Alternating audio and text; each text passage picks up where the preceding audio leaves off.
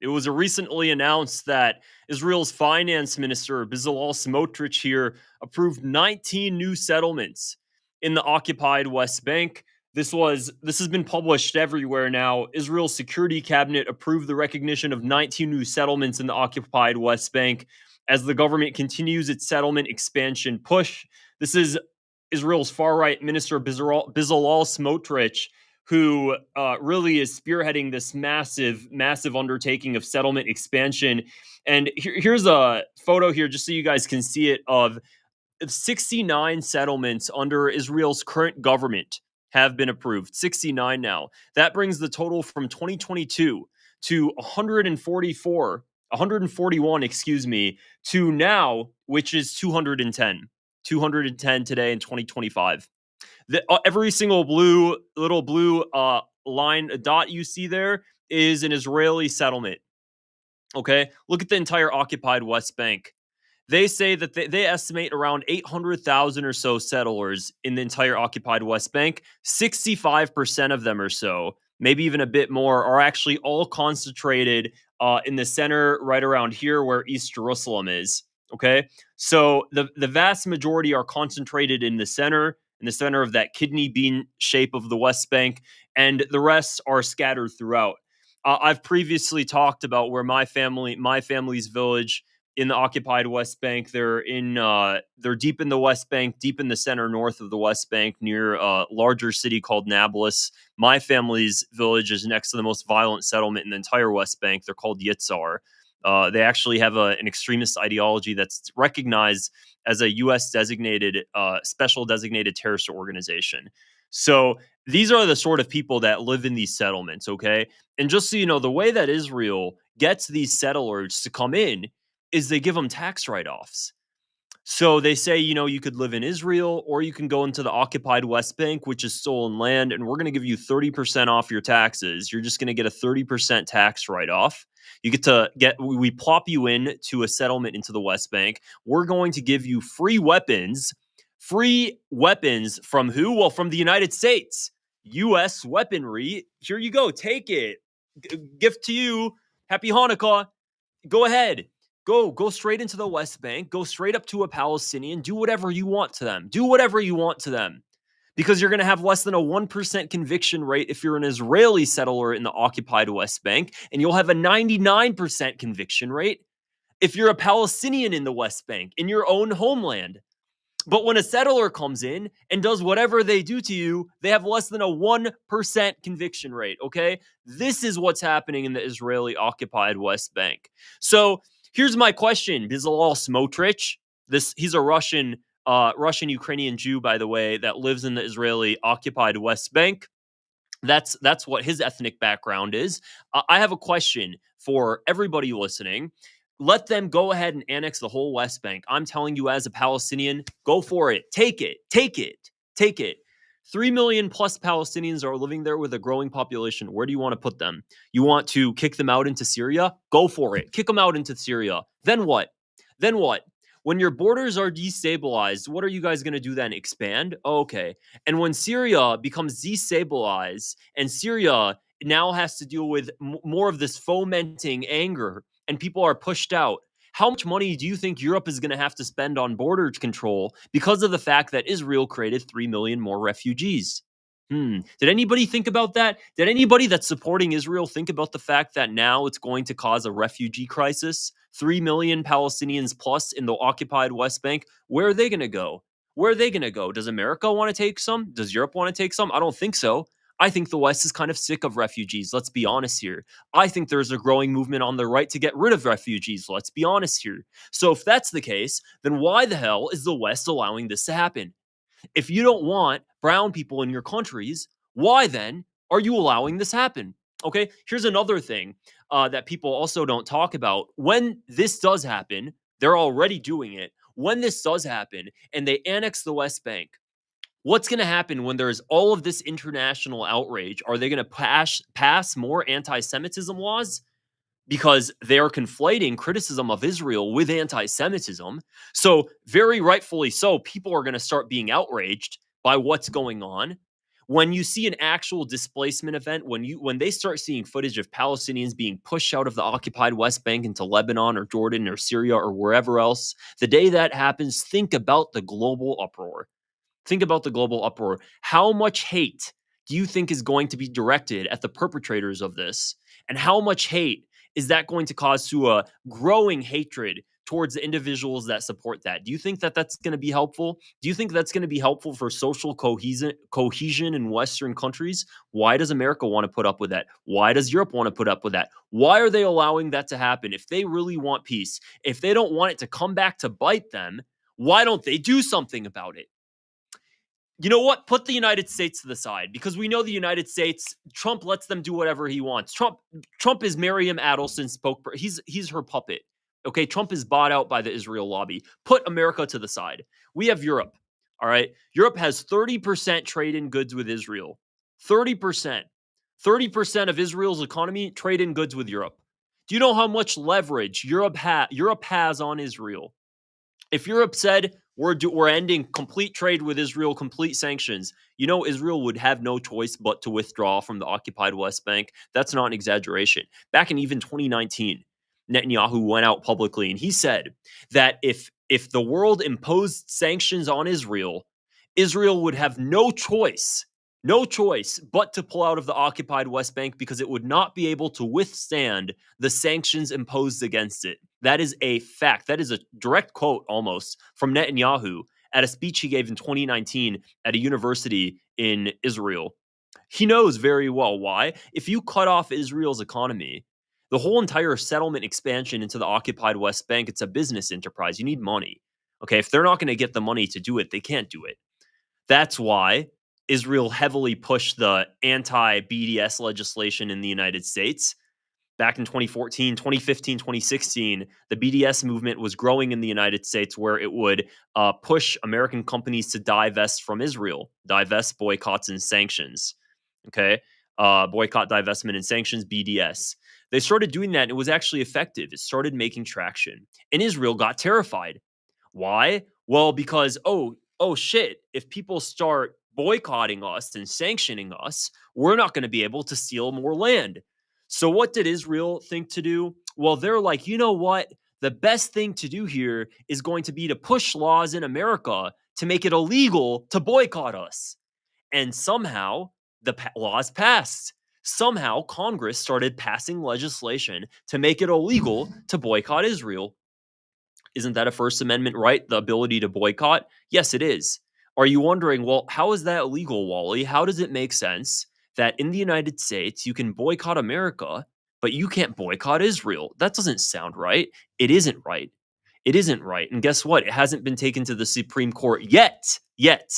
But it will be, and it's going to be struck down across all 50 states. This is not just coming from my word. There have been repeated instances in different states across the United States where people have brought these anti-BDS laws. There have been speakers. You might know a really what's her name? Not Anna Kasparian. It's another one. Really great journalist. Anyways, there have been people that have been speaking at universities, and they had to sign paperwork stating that they will not boycott Israel if they want to work with this university. That's illegal. Everybody has the freedom to protest. All right. So it goes through the courts. And of course, the Supreme Court hasn't taken a case up yet. But if you look into this whole BDS movement thing, the likelihood of it being struck down between now and 2029 are pretty high. It just needs one good Supreme Court case. Aside from the point, all right, that's a completely aside from the point. Israel's doing everything it can to make sure it never gets sanctioned. It wants to ensure that. And it's been super effective. So now we start to see countries try to sanction Israel, take very little action, just passing legislation here and there. Which country is really spearheading this? It's the Irish, it's Ireland. So Ireland's been passing legislation and pushing legislation forward to make it illegal to engage in financial transactions with illegal Israeli settlements in the occupied West Bank. So not even in Israel proper, not Tel Aviv, not Haifa, which is part of Israel proper, but the West Bank. Okay. Ireland pushes this legislation. What does Israel do? These scheming Israelis, they decide to reach out to the United States and to the Israel lobby in the United States, and they reach out to U.S. officials, U.S. congressmen like Senator Lindsey Graham to threaten Ireland. You guys remember this back in the summer? We started seeing Senator Lindsey Graham, out of all people, starting to threaten Ireland on X. If if Ireland doesn't stop doing this ridiculous stuff, we're going to take sanctions against them. We had congressmen send a letter to the DOJ and the State Department. I believe it was to the State Department. I believe it was 19 congressmen, a ridiculous number, sending a letter to the federal government stating, "Hey, we should take action." To the executive branch, we should take action and sanction Ireland if they decide to move forward with this legislation. We have U.S. congressmen now threatening a foreign country for taking action against Israel. Because why is Israel doing this? It's just one country. It's just Ireland. It's tiny. It's not going to really affect Israel's economy too much. So why is it doing this? Because Israel isn't worried about Ireland affecting its economy. Israel is worried about the domino effect starting. Israel is worried that if Ireland passes legislation to sanction Israel, it's going to cause a domino effect. Then Spain might take it on. All right, then Slovenia might take it on. Then all of these other countries are going to take it on. Then France, then the whole EU. Would that actually happen right now? Doesn't look like it. We're far away. Germany's a staunch supporter of Israel, would never give way. But Israel doesn't even want to worry. Israel doesn't even want the prospects of such a domino effect starting. So Israel is using its ally, its greatest ally it could ever have, the United States, to threaten the EU, to threaten European countries. And it's been working. It's been working. Because if a European country starts to criticize Israel, starts to take action against Israel, then we're going to go after them. You guys remember also, and I made a video about this because it infuriated me so much. It's the perfect time to bring it up, actually. That obese Congressman Randy Fine of Florida. All right, he goes forward a few weeks ago, and he says that he's now pushing legislation to monitor European countries for quote unquote anti-Semitism, which uses the IHRA definition of anti-Semitism, which involves criticism of Israel. So we have a Florida congressman, Randy Fine, stating he wants to pass legislation to monitor European countries for actions of anti-Semitism, which includes, of course, actions against Israel. So if you start seeing European governments take action against Israel, such as sanctions, he wants to make sure that there is a task force in place to monitor that in order to have the United States take appropriate action with the countries that decide to take action against Israel. You see what Israel's doing? They're not. They don't need to worry. Israel doesn't need to worry about lobbying within every single EU country. It doesn't. It does. It does do that already, but it doesn't need to worry as much. Why? Because by having the United States as its greatest ally, we're the most powerful country in the world. The United States is the global superpower. The United States, EU, Europe follows the United States' heed. If the United States says to do something, Europe will follow. And Israel knows that. So Israel's like, all right, well, this is great. Why waste my time on lobbying all of these EU governments when they're going to have to listen to the United States anyways? Might as well just lobby the United States and have the United States threaten EU countries. And it works out. And that's what they're doing. So they can go ahead and build as many settlements as they want. Build one here, build one there. It doesn't matter. Because no matter what, everybody's going to listen to the United States. And Donald Trump is getting $250 million from Miriam Adelson. She spent another $25 million to build his damn ballroom. All right? So he doesn't care. He's getting a new ballroom. She's helping him out with that. She paid for his entire campaign. Jesus Christ, Jeffrey Epstein's lawyer, Alan Dershowitz, is working with Miriam Adelson now, and she's going ahead and they're talking about Trump having a third term. So he doesn't care. He doesn't care what the hell Israel does. He doesn't care if he has to destroy relationships with European countries because of the fact that Miriam Adelson and the Israel lobby are telling him and telling his government to threaten European countries for Israel. He doesn't care about that. He doesn't care because at least he gets his stupid damn ballroom in the East Wing. Okay? He doesn't care. That's where we're at. That's where we're at. And guess what? He's going to care pretty soon. The Europe's going to care pretty soon. Go for it. Annex the whole damn West Bank. I'm telling you, as a Palestinian, do it. Do it. Because a few things are going to happen. One is you're going to see all of the Palestinians living in apartheid-style Bantustans. They already do. You're going to see more of that. You're going to have 3 million people living in very concentrated areas, but then they're going to be non-state subjects because Israel wants the whole land. There's 3 million people in the land. So Israel wants to annex the land while they're still in it. So what are they? They're not citizens. If they're not citizens, that is de facto. That's apartheid. That's the jure apartheid. That's straight up apartheid. That is the legal definition of apartheid. You have people living in your land, but they don't have your citizenship and they're living under your laws without your citizenship. That is point blank legal definition. There's your apartheid. Okay? So that's what's going to happen. But Israel doesn't want that classification as an apartheid state. It really doesn't want that. And it can't, the idea of Israel having to deal with that would be horrible. So what's Israel going to do? It's going to shove them out instead. And it's just going to do more ethnic cleansing. And when that happens, and when Lebanon and Jordan and Syria and Egypt and all of these countries are destabilized because of that, what's going to happen there? Where are all of those refugees going to go? Are they going to go to America? Are they going to go to Germany? Germany already took in 2 million Syrians. Germany's full. Germany's full. They're over it. Europe is sick of it. Europe wants to do another just remigration. That's their motto right now. So if Europe is really set on remigration, why the hell are you allowing this to happen?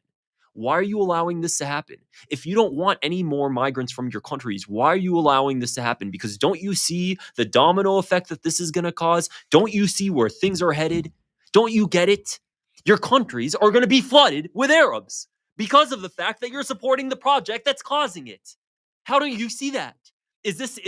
Am I the only one who's like, this is not some sort of high level mathematics. This is very direct cause and effect type situation. You don't need to have 120 plus IQ to understand what I'm saying. You can understand that if you support a project destabilizing the Middle East and shoving Palestinians out, they're going to go somewhere. And because Israel bombed every other country in the Middle East, because the United States bombed every other country in the Middle East for Israel, because of that, there's not that many places they can go. There's not that many places that are not destabilized that they can go. So they're going to start seeking opportunity in places elsewhere because that's what humans do.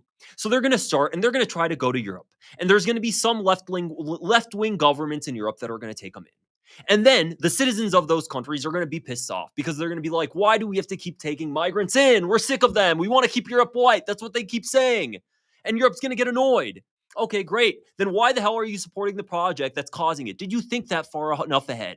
You didn't. You didn't. So go ahead and do it. And then those countries are going to be a bit more destabilized. There's going to be less social cohesion. And what's going to happen? People are going to start connecting the dots. They're going to be like, well, wait a second. Why did our leaders let us allow these migrants to come in? And why did our leaders not only allow these migrants to come in, but why did they allow the country that's causing this to continue doing what it's doing? And there is going to start to be a rise of a lot of hatred towards this country. And I don't think hatred is great at all, but that's just going to be what happens because this is where we're headed. And because of that, you're going to start seeing more crackdown on free speech. You're going to start seeing these countries be like, well, wait a second. Whoa, we can't do that. We can't have these people protesting this. We can't have them protesting all of these human rights violations. That's what is that? Oh, that's anti-Semitic. They have to stop doing that. They can't keep talking. That's anti-Semitic. So they're going to go ahead and they're going to pass all of these damn laws. And then people in the United States, like they already are starting to feel really damn choked. They're starting to feel really choked because they can't talk about it anymore. Because if they do, you have people like the Stop Anti-Semitism organization going after you. They go after you. They try to destroy your career. As the lady said in her speech last week that went viral, they'll make sure you can't even find a spouse. That's how maniacal and psychotic these people are. Okay, so what's that going to do to the social cohesion of America? We're already, the polarization on both sides is already insane. Imagine now you create a refugee crisis in the Middle East for the state of Israel. Imagine what's that going to do for the state of America, knowing that America was responsible because we allowed it to happen. America could have stopped it, but they didn't. America didn't. Okay? Does that look like a positive future? Anybody. Does it look like a positive future? And here's another thing we don't even touch about, and this is going to require a whole different conversation of its own. Let's say this happens. Okay, let's say this happens. Do we want a religious war too? I think that's what's being fomented. I think that's where we're headed, because it seems like they really want to build this third temple that's sitting on the third holiest site of Islam. Okay, and they'll give you justification. They'll try to give you excuses as to why they really want to build this third temple right above the Dome of the Rock, and they really want to build it on Masjid al-Aqsa. They really want it there. You know, I'm not much of a religious person, but what I am is somebody that doesn't want the world to blow up. I really don't want the world to blow up. So do you really have to destroy a religious site, one of the holiest sites in Islam, when there's all of these billion Muslims? Imagine just imagine, guys, you can be an atheist and just realize, okay, this is not good. This is not good, because what's going to happen? There are not just Muslims in the Middle East. There are Muslims in Indonesia. There are Muslims all over the world. So imagine how angry they are now that their third holiest site is being wiped out, so they can build a synagogue there and rebuild their temple. Okay, that's what they want. This is all happening in tandem, guys. It's all happening in tandem. Imagine the social, imagine the anger that's going to cause. Imagine the social unrest that's going to cause when something like that's happened. That's where we're headed. And guess what? Evangelical Christians in the United States are supporting this. They sent 10 cows to Israel to perform their ritual that they need to rebuild the third temple. There's so much going on. It all has to do with this plot of land right there in the Holy Land. That's where everything is. That's where everything's happening. But we're letting it happen. So let them. They want to annex the West Bank, annex it. I'm reached a point now as a Palestinian. It's like I say it's probably not a good idea to annex the West Bank. You know, my people should have their rights, whatever. You go back to your place. You're not even from there. Even though you're indigenous, you're not. Go back to Saudi Arabia. Okay, that's what they tell me. To go back there, as if I have anything, as if there's any commonality there. Okay, go back there. Go back to Saudi Arabia. Okay, and when I do that, and when you guys push everybody out, and you guys cause all of this destabilization globally, let me know how it works out for you. You guys want it so bad. These evangelicals want the West Bank so bad. Take it. Guess what? You think it's going to work out well for America, for Europe, for the rest of the world? Why are you guys working towards your own destruction? Why? How does it benefit anybody? It doesn't. But guess what? Israel's doing a really good job working with the media, shoving this down your throat to make you think it's a good idea to do all of this. They want you to think it's a great idea. It's a great idea. Wonderful. Yo, let's put a ribbon on it. It's a gift. Take it. It's like you can't have a rational conversation about this, because you're working with people that are irrational, and all they're focused on is power, and they want to expand, and they want to build their entire damn colony bigger and bigger and bigger, and they're using their allies. Israel is using their allies as useful idiots to carry out its atrocities in the Middle East. Useful idiots. America is Israel's useful idiot. You hear that clearly? They are using us like a useful idiot to do its bidding and export all the problems that doing that causes back to us. That's what Israel's doing. We are useful idiots. The EU, the United States, anybody that supports Israel's project of expansion and colonialism and apartheid in the Middle East is being a useful idiot. And basically what ends up happening is all of the problems that causes gets put onto its allies, quote unquote, and all of the reward gets given to Israel. So, useful idiot. Anyways, guys, that's it. That's all I have to say there. I can't. You reach a point where I just can't take it anymore. I'm getting real irritated. So build all the damn settlements you want. And when America and Europe wake up, maybe they can stop it in time. But so far, it doesn't seem like it's happening. So do they want ethnic cleansing? Do they want to make non-state subjects? Do they want to do the final solution? What is their end game? What is the end game? I don't know. If you found this video interesting, If you want to support my channel, I'd also appreciate it if you click the subscribe button, give it a thumbs up as well. And that's really it, guys. Otherwise,